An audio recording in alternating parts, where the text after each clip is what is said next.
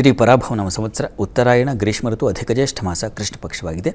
ಈ ದಿವಸ ಶುಕ್ರವಾರವಾಗಿರತಕ್ಕಂಥದ್ದು ದ್ವಾದಶಿ ತಿಥಿ ಭರಣಿ ನಕ್ಷತ್ರ. ಈ ದಿವಸ ಶುಕ್ರವಾರವಾಗಿದೆ.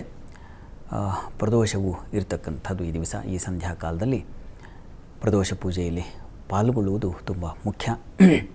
ಅಷ್ಟೇ ಅಲ್ಲ, ಮನಸ್ಸನ್ನು ಅಲ್ಲಿ ಪಾಲ್ಗೊಳಿಸಬೇಕು. ಬರೀ ಶರೀರ ಇದ್ದರೆ ಸಾಕಾಗಲ್ಲ, ಮನಸ್ಸು, ಕಾಯ ವಾಚ ಮನಸ್ಸ ಅಂತ ತ್ರಿಕರಣಪೂರ್ವಕವಾಗಿ ಇರಬೇಕು ಅಂತಕ್ಕಂಥದ್ದು ನಿರೀಕ್ಷೆ.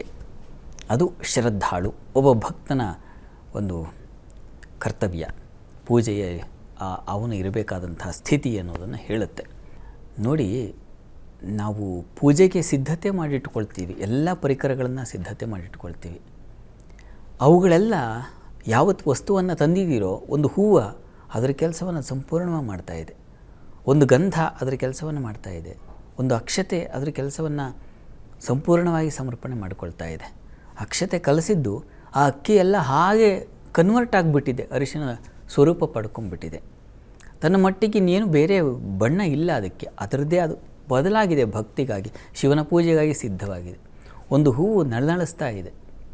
ಹೀಗೆ ಎಲ್ಲ ಪರಿಕರಗಳು ಸಿದ್ಧವಾಗಿ ಶಿವನ ಪೂಜೆಗೆ ನಿಂತಿವೆ. ಆದರೆ ನಾವು ಮಾತ್ರ ಸಿದ್ಧವಾಗಿ ಸ್ನಾನ ಮಾಡಿಯೋ ಮತ್ತೊಂದು ಬಂದಿದ್ದೀವಿ, ಆದರೆ ಮನಃಪೂರ್ವಕವಾಗಿ ಬಂದಿದ್ದೀವಿ. ಅದು ಬಹಳ ಮುಖ್ಯವಾಗುತ್ತೆ. ಯಾವುದೇ ಪೂಜೆ ಆರಾಧನೆಗಳಿರಲಿ, ಅಲ್ಲಿ ಬಹಳ ಮುಖ್ಯವಾಗಿ ಮನಸ್ಸಿನಿಂದ ನಾವು ನಿಂತಿದ್ದೀವ, ಕೂತಿದ್ದೀವ, ಮನಸ್ಸಿನಿಂದ ಅಲ್ಲಿ ಪಾಲ್ಗೊಳ್ತಾ ಇದ್ದೀವ, ಇದು ಬಹಳ ಬಹಳ ಮುಖ್ಯ. ಇದನ್ನು ಮನಸ್ಸಿಗೆ ತಂದುಕೊಂಡು ಪ್ರದೋಷ ಪೂಜೆ ಆಗಲಿ, ಈ ದಿವಸ ಮಹಾಲಕ್ಷ್ಮಿ ಪೂಜೆಯನ್ನು ಮಾಡಬಹುದು. ಶುಕ್ರವಾರವಾಗಿದೆ.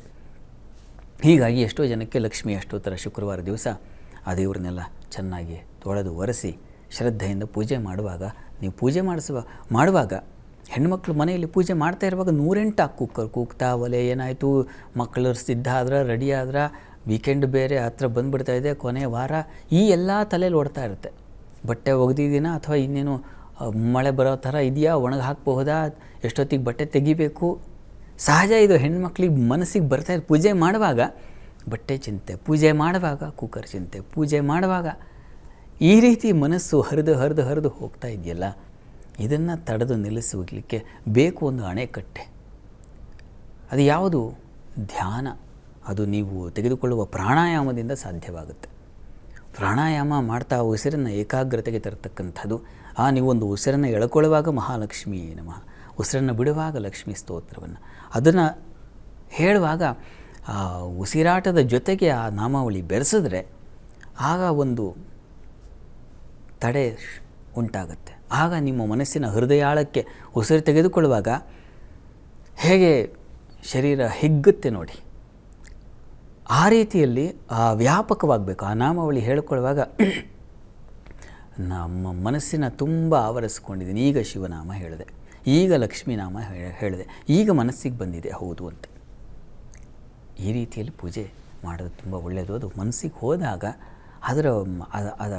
ಆ ಭಾವ ಮನಸ್ಸಿಗೆ ಟಚ್ ಆದರೆ, ಸ್ಪರ್ಶವಾದರೆ ಅದು ಒಂದು ಆನಂದ ಕೊಡುತ್ತೆ. ಅದರ ಮುಂದೆ ಇನ್ನೇನೂ ಇಲ್ಲ ಅಂತ. ಆ ಕುವೆಂಪು ಅವರು ಪದ್ಯವನ್ನು ಬರೆಯುವಾಗ ಅದು ನೋಡಿ, ಒಂದು ಹೀರೆಕಾಯಿ ಬಗ್ಗೆ ಪದ್ಯ ಬರೆದ್ರೆ ಆ ಹೀರೆಕಾಯಿಯ ಸೊಗಸನ್ನು ವರ್ಣಿಸುವಾಗ ನಾನು ಇನ್ನೇನೂ ಇಲ್ಲ.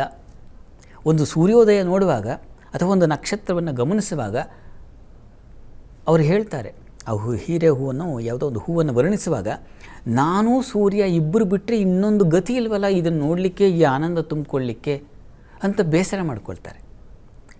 ಈ ಆನಂದ ನನ್ನ ಪಾಲಿಗೆ ಕೊಟ್ಟನಲ್ಲ ಭಗವಂತ ಅಂತ ಸಮೃದ್ಧ ಕೃತಜ್ಞತೆಯನ್ನು ಹೇಳ್ತಾರೆ. ಆ ರೀತಿಯಲ್ಲಿ ಇಷ್ಟು ಸಮೃದ್ಧವಾದ ದೇಹ, ಶರೀರ, ಪುಷ್ಟಿ ಇದೆಲ್ಲ ಇಟ್ಟುಕೊಂಡು ಈ ದಿವಸ ನಾನು ಸಮೃದ್ಧವಾದ ಪೂಜೆ, ಮನಸ್ಸಿನಿಂದ ಸಮೃದ್ಧಿಯನ್ನು ತಗೊಂಡು ಮಾಡಿದ್ದೀನಿ ಅಂತಕ್ಕಂಥ ಭಾವನೆ ಬಂದರೆ, ಇಷ್ಟಕ್ಕೆ ಅವಕಾಶ ಕೊಟ್ಟಿದ್ದನ್ನು ಪರಮಾತ್ಮ ಅಂತ ಕೈ ಮುಗಿದ್ರೆ ಅದು ಪೂಜೆ ಅನಿಸ್ಕೊಂಡು ಬಿಡುತ್ತೆ. ಅದು ಪ್ರಕೃತಿ ಪೂಜೆ ಇರಬಹುದು. ಏನಾದರೂ ನೀವು ಪ್ರಕೃತಿಯಲ್ಲಿ ನಿಂತು ಸೂರ್ಯನ ದರ್ಶನವನ್ನು, ಒಂದು ಹೂವಿನ ದರ್ಶನವನ್ನು, ನಕ್ಷತ್ರ ಆ ಉನ್ನತಿ ಬೇಕು. ಕುವೆಂಪು ಅವರಿಗೆ ಉಂಟಾಗುತ್ತೆ, ಕುಮಾರವ್ಯಾಸನಿಗೆ ಉಂಟಾಗುತ್ತೆ, ಕವಿಗಳಿಗೆ, ದೊಡ್ಡ ಮಹನೀಯರಿಗೆ ಅದು ಉಂಟಾಗುತ್ತೆ.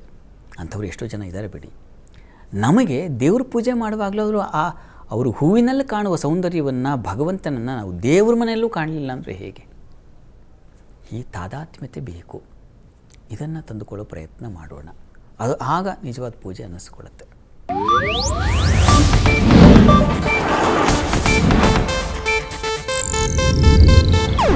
ಇದು ಏಷ್ಯಾನೆಟ್ ನ್ಯೂಸ್ ನೆಟ್ವರ್ಕ್ ಪ್ರಸ್ತುತಿ.